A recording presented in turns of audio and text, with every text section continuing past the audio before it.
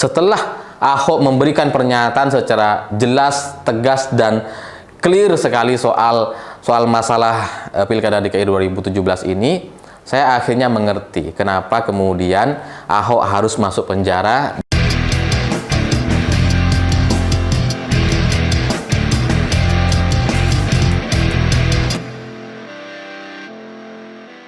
Selamat malam semuanya. Semakin hari cerita Ahok semakin mengejutkan, semakin bikin deg-degan. Terutama dari kalangan istana gitu, karena setiap hari ada aja pernyataan-pernyataan Ahok yang bikin orang deg-degan, sangat-sangat mengejutkan. Kemarin Ahok tiba-tiba bercerita soal dirinya yang dibujuk untuk tidak mundur dari komisaris Pertamina, atau bahkan diajak untuk nyebrang ke 02 karena di sana ada anak Jokowi. Dan orang ini menurut Ahok adalah orang yang sudah keluar dari PD Perjuangan, ya mungkin inisialnya adalah Marwar Sirait mungkin gitu ya, yang kemudian membujuk Ahok, mengingatkan Ahok terkait jasa-jasa Jokowi yang menjadikan Ahok seorang napi menjadi komisaris utama Pertamina katanya. Jadi Ahok ini diingatkan dengan orang PDIP yang sudah keluar ini, dan jawaban Ahok ini sangat-sangat mengejutkan banyak orang. Ahok bilang simpel saja, ya yang jadikan dia napi siapa? Kan dia juga. Yang jadikan Ahok napi kan dia juga, kata Ahok. Jadi dalam bahasa lain, Ahok meyakini bahwa yang menjadikan dia kemudian dipenjara dan menjadi napi juga atas dorongan dari Jokowi. Makanya kemudian hari ini Ahok merasa tidak punya beban untuk kemudian berseberangan dengan Jokowi atau tidak mendukung anaknya. Karena ada cerita masa lalu yang selama ini dipendam sendiri oleh Ahok.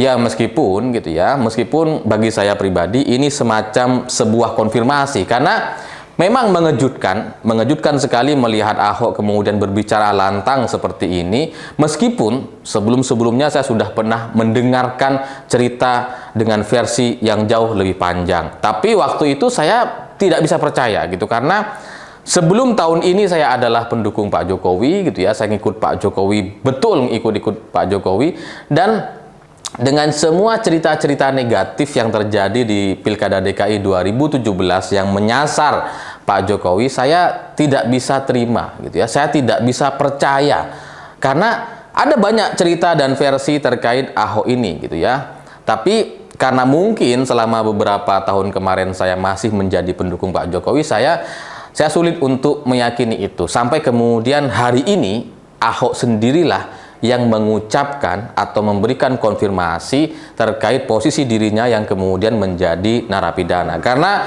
dalam cerita yang lebih panjang, saya pernah mendengarkan sebuah pernyataan dari seseorang, dari informan saya gitu ya, bahwa Ahok ini menjadi napi itu memang menjadi target operasi. Karena coba kita bayangkan, coba kita ingat-ingat, Ahok itu berpidato di Pulau Seribu lebih dari sejam, kemudian dipotong menjadi hanya beberapa detik, difokuskan kepada masalah soal menyinggung soal agama, dan itu bukan sebuah pekerjaan atau sesuatu yang mudah dilakukan bagi semua orang. Ini jelas butuh keahlian, ini jelas butuh persiapan-persiapan.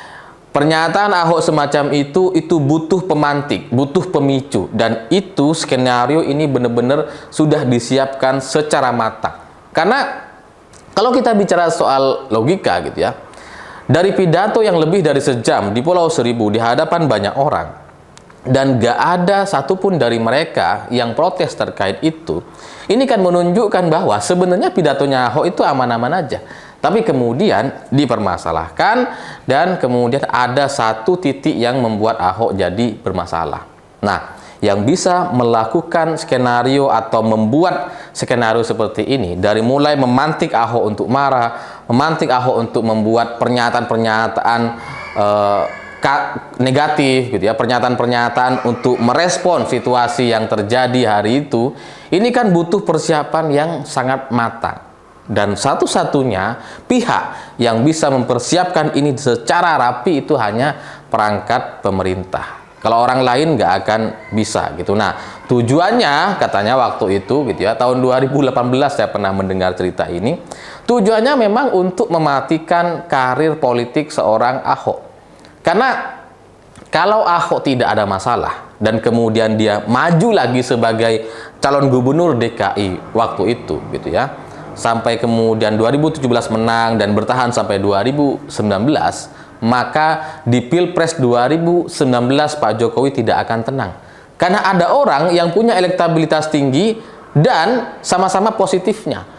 Sementara Prabowo kan punya elektabilitas tinggi tapi negatif gitu, sehingga mudah untuk dikalahkan. Tapi kalau Ahok yang maju, ini dia akan punya sinar yang luar biasa dan bisa atau terbuka peluang bagi dia untuk mengalahkan Jokowi. Atau minimal Ahok ini bisa dipaksakan untuk maju sebagai cawapres dari Jokowi gitu. Jadinya situasi ini tidak menyenangkan nampaknya bagi Jokowi gitu, sehingga ya Ahok memang harus dijadikan target operasi. Dan analisa ini kemudian juga terkonfirmasi dari banyak sekali cerita atau kejadian yang membuat orang-orang yang punya elektabilitas di kabinet Pak Jokowi itu juga akhirnya tersingkir, seperti misalkan Susi Pujiastuti. Susi Pujiastuti ini bagus gitu ya, dia kerjanya bagus, dia paham soal perikanan, kelautan dan sebagainya karena dia juga menjadi pengusaha, dia paham betul soal permasalahan-permasalahan nelayan, sampai kemudian dia jaga betul itu laut. Tapi karena dia kemudian disukai, dia punya elektabilitas yang cukup tinggi, kemudian masyarakat menilainya sangat-sangat positif, maka kemudian Susi jadi tersingkirkan. Begitu juga dengan Jonan gitu ya.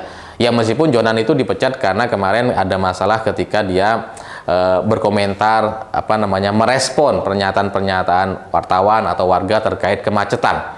Tapi itu semua dipicu dari elektabilitas atau nama Jonan yang begitu baik, dan Pak Jokowi nampaknya tidak suka dengan itu. Makanya di kabinet hari ini kalau kita ngelihat kabinet-kabinetnya itu banyak diisi oleh orang-orang yang ya agak-agak lucu, seperti misalkan Bahlil lagi, Budiari gitu ya. Kalaupun ada orang yang diberikan tugas banyak sekali, itu adalah Luhut, yang memang secara elektabilitas dia nggak akan punya, dia tidak disukai oleh orang-orang. Semakin orang ini tidak disukai oleh masyarakat, semakin dia diberikan pekerjaan sama Jokowi itu. Budiari contohnya gitu, semakin nggak disukai semakin dikasih gitu.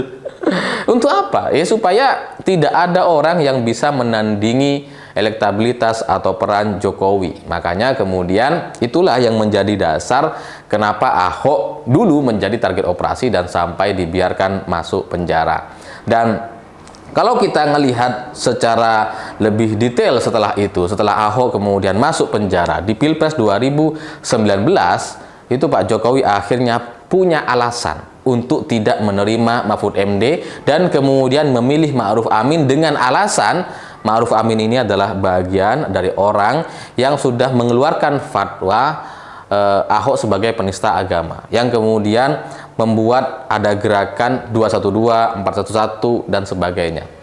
Saya nggak tahu apakah ada deal-deal tertentu, apakah Ma'ruf Amin disuruh untuk kemudian membuat fatwa itu, kita nggak pernah tahu gitu. Tapi pada dasarnya, pada intinya, terlepas dari semua analisa dan fakta-fakta itu, apakah dia disuruh atau tidak Ma'ruf Amin gitu ya, tapi pada intinya cara inilah yang kemudian bisa menyingkirkan orang atau posisi cawapres dari orang-orang berpengaruh. Kalau Pak Jokowi sebelumnya di periode pertama didampingi oleh JK, sehingga ada kontrol gitu dari wakilnya.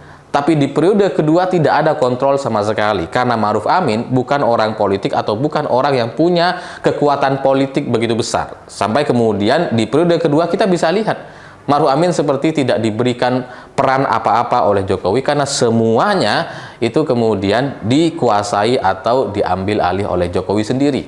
Dan kalaupun ada tugas-tugas diserahkan kepada Luhut, orang yang secara elektabilitas atau kesukaan masyarakat kepada dia itu sangat-sangat negatif sekali. Sehingga di Pilpres 2019 Mahfud MD yang sudah pakai baju, yang sudah ngukur baju dan sebagainya, dan sudah diputuskan oleh Ibu Mega, sudah diusulkan oleh Ibu Mega, akhirnya dibatalkan. Hanya karena ini, karena mungkin ada alasan yang coba dijadikan pembenaran, padahal sebenarnya itu sangat tidak beralasan. Karena saya dulu menjadi bagian dari kampanye Pak Jokowi tahun 2019 gitu ya. Dan ketika Mahfud MD waktu itu gagal atau dibatalkan menjadi cawapres, waktu itu saya sempat tidak mau ikut menjadi bagian dari tim kampanye. Sampai kemudian dibujuk juga gitu. Sampai diberikan satu pengertian bahwa ya daripada Ma'ruf Amin itu ke sebelah, ke Prabowo gitu ya, kan mending di kita. Itu lebih menjadi penguatan bagi kita dan sebagainya. Waktu itu saya percaya, tapi sekarang setelah Ahok memberikan pernyataan secara jelas, tegas dan clear sekali soal masalah Pilkada DKI 2017 ini, saya akhirnya mengerti kenapa kemudian Ahok harus masuk penjara dan yang menjadi cawapres adalah Ma'ruf Amin. Karena ya semua ada efek dan dampaknya, semua ada benang merahnya. Kalau Pak Jokowi dulu waktu itu tahun 2019 seperti ketakutan gitu ya, seperti dia daripada Ma'ruf Amin nyebrang ke Prabowo kan mending di kita, itu kan bahasa-bahasa yang nakut-nakutin. Dan sekarang saya baru menyadari bahwa itu tidak masuk akal. Sebagai incumbent takut kepada Ma'ruf Amin itu mengejutkan sekali gitu. Itu gak masuk akal. Tapi ya begitulah politik gitu ya, semua bisa disetting, diskenariokan dengan sedemikian rupa sehingga di periode kedua ini memang nampaknya menjadi periode yang sangat-sangat buruk sekali karena tidak ada kontrol, tidak ada kekuatan yang bisa mengontrol Pak Jokowi seperti dulu halnya Pak JK sebagai wakil presiden. Makanya hari ini terjadi banyak sekali skandal, mulai dari food estate, pesawat bekas dari Qatar yang sudah sangat-sangat jelas sekali ada permasalahan di sana. Ya, saya mendengar bahwa cerita soal pesawat bekas ini akan ada kelanjutannya, akan ada bukti-bukti yang mungkin akan muncul beberapa hari ke depan. Tapi ya kita lihat saja gitu ya, ceritanya akan seperti apa. Saya tahu dan saya mendengar rekaman-rekamannya, tapi ya kita lihat nanti. Tunggu dulu dari berita-berita yang muncul lebih dulu, tidak boleh saya sampaikan lebih awal. Saya pikir itu. Terima kasih sudah menonton. Begitulah kura-kura.